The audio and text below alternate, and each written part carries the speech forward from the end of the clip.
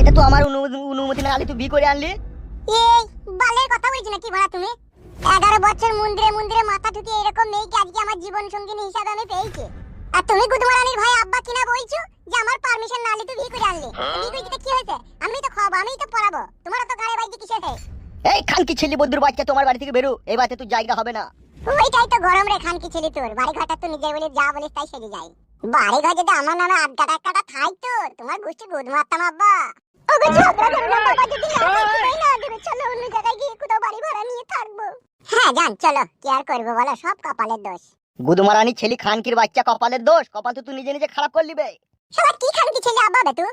এত সুন্দর একটা মেয়ে পেয়েছি, কোথায় একটু আনন্দ ফুর্তি করবি, একটু খুশি হবি যে আমার ছেলে একটা ভালো জিনিস পেয়েছে, তার সাথে সহবাস করলে আমার ছেলে আরাম পাবে, একটু খুশি হবে। তার কিনা তুই খানকি ছেলে দুঃখ প্রকাশ করছিস। তো আব্বা লাগবে তোর মান মারানি ভাই।